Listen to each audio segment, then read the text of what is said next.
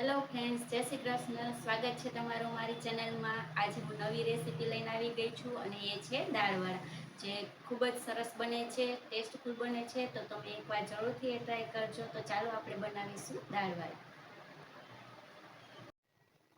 દાળવડા બનાવવા માટે અહીં મેં મગની મગર દાળ જે આવે છે ફોતરા કાઢેલી, એ એક વાટકી લઈ લીધી છે. એને સારી રીતે પાણીથી વોશ કરવાની છે. રીતે સારી રીતે પાણીથી 2-3 વાર વોશ કરી ને 4-5 કલાક માટે આપણે પલાળીને રાખી દેવાની છે. ત્યારબાદ આપણે એના દાળવડા બનાવીશું.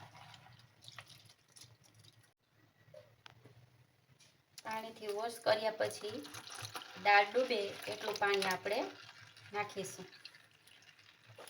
આ રીતે દાળ ડૂબે એટલું પાણી નાખી ઢાંકીને 4 થી 5 કલાક માટે દાળને આપણે પલળવા દઈશું. ફ્રેન્ડ્સ, હવે દાળ આપણી પલળી ગઈ છે, તમે જોઈ શકો છો. આ રીતે દાણો દબાવશો અંગૂઠા એ આસાનીથી તૂટી જશે. હવે દાળને આપણે આ પાણી બધું કાઢી અને મિક્સરમાં ગ્રાઇન્ડ કરી લેશું. આ રીતે દાળમાંથી બધું પાણી કાઢી લેવાનું છે.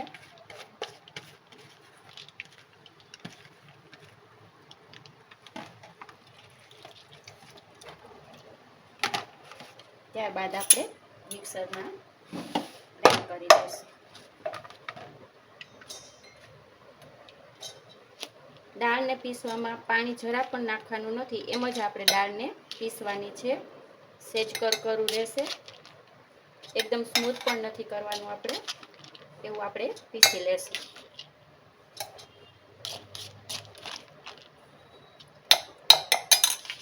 અત્યારે આ જાર મોટો છે એટલે મારે બધી દાળ એકારે આવી ગઈ છે. જો તમારે જાર નાનો હોય તો થોડું થોડું પીસી લેવું.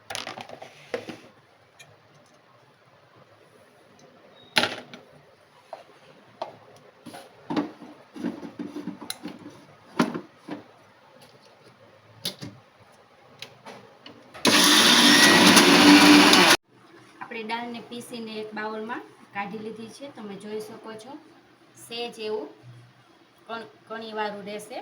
હવે આ બેટરને આપણે એકદમ ફેટી લેવાનું છે. આપણે આ દાળવડામાં કોઈ પણ સોડાનો ઉપયોગ કરવાનો નથી, તો પણ સરસ દાળવડા એકદમ પોચા અને ક્રિસ્પી બનશે. આ રીતે એક જ ડાયરેક્શનમાં તમારે ફીણી લેવાનું છે. 5 થી 10 મિનિટ સુધી ફીણશું આપણે. તમે જોઈ શકશો ત્યારે કે કલર ચેન્જ થઈ જશે આખો. ફીણવાથી જ એર ભરાય છે એટલે દાળવડા એકદમ પોચા બને છે. આ રીતે આપણે ફીણી લેશું.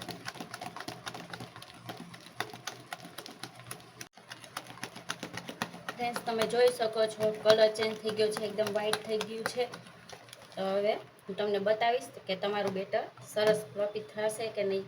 એ આ રીતે એક વાટકો લેવાનો છે, એમાં પાણી લેવાનું છે. એમાંથી આપણે આ થોડુંક બેટર નાખીશું. જો ઉપર તળે તો આપણું બેટર બરાબર છે, નહીંતર હજી ફીણવું પડશે. તો આ તમે જોઈ શકો છો બરાબર છે. તો હવે આપણે આમાં બધાય મસાલા એડ કરીશું. આપણું બેટર રેડી છે. હવે બધાય મસાલા એડ કરી દઈશું. સૌથી પહેલાં આપણે આમાં જીરું નાખીશું. 1 ચમચી જેટલું છે. આ મરી પાવડર છે એ અડધી ચમચી જેટલો છે. અને થોડીક હિંગ એડ કરીશું. આપણે ટેસ્ટ મુજબ નિમક નાખીશું.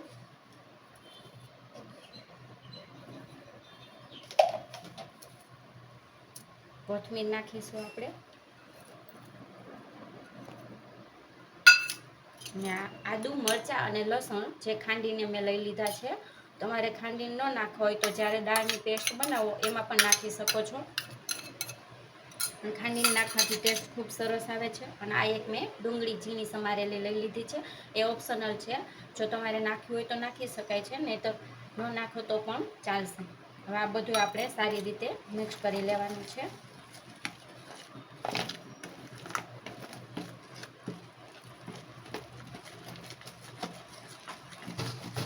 એકદમ બધું મિક્સ કરી લઈ, જેથી બધા મસાલા અંદર મિક્સ થઈ જાય. ત્યારબાદ આપણે એના વડા બનાવીશું. હવે આપણું બેટર રેડી છે, તો આપણે હવે એના વડા બનાવીશું. તેના માટે અહીં મેં તેલ પહેલેથી ગરમ મૂકી દીધેલું છે. જે તેલ બહુ જ ગરમ નથી કરવાનું, મીડિયમ ગરમ કરવાનું છે, જેથી આપણા વડા અંદરથી સરસ ચડી જશે. તો આ રીતે હવે વડા આપણે પાડીશું. વડાની સાઈઝ તમારે જે પ્રમાણે રાખ્યું હોય એ પ્રમાણે રાખી શકો છો.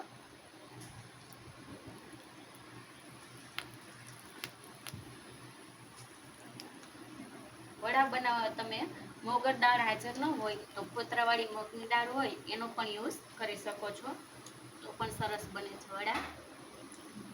આ રીતે આપણે કઢાઈમાં સમાય એટલા આપણે વડા બનાવી લઈશું.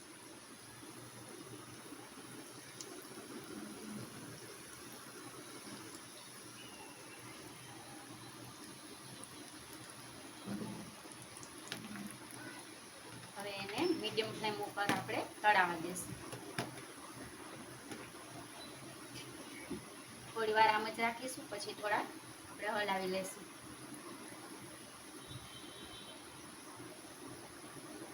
તમે જોઈ શકો છો એની મેળે જ આમાં આડા વડા થઈ છે, એટલે આપણા વડા એકદમ સોફ્ટ બનશે અંદરથી. એના માટે બેટરને ફીણવું ખૂબ જ જરૂરી છે,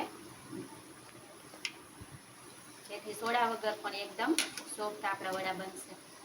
આ રીતે થોડી વાર હલાવી લેશું. ત્યારબાદ ગોલ્ડન બ્રાઉન થાય ત્યાં સુધી આપણે એને તળવાના છે. તમે જોઈ શકો છો વડા હવે ગોલ્ડન બ્રાઉન થઈ ગયા છે, તો આપણે હવે એને કાઢી લેશું.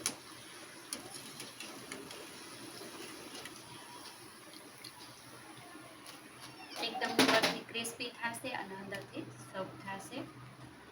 આ રીતે વડા આપણે એક પ્લેટમાં કાઢી લેશું. બધા વડા કરી લેશું, પછી આપણે ગાર્નિશ કરીશું. તો આપણા વડા બનીને તૈયાર થઈ ગયા છે. તો હું તમને બતાવીશ, ઉપરથી એકદમ ક્રિસ્પી છે, અંદરથી તમે જોશો તો એકદમ સોફ્ટ છે. જો સોડા વગર પણ સરસ સોફ્ટ બને છે. તો આ રીતના વડા એકવાર જરૂરથી ટ્રાય કરજો. તમને જો મારી આ રેસીપી ગમી હોય તો મારી ચેનલને સબસ્ક્રાઈબ કરજો, લાઈક કરજો અને શેર કરજો. એકવાર તમે ચોમાસાની સિઝન આવે છે તો આ વડા જરૂરથી બનાવજો, ખૂબ જ મોજ પડી જશે. Thank you.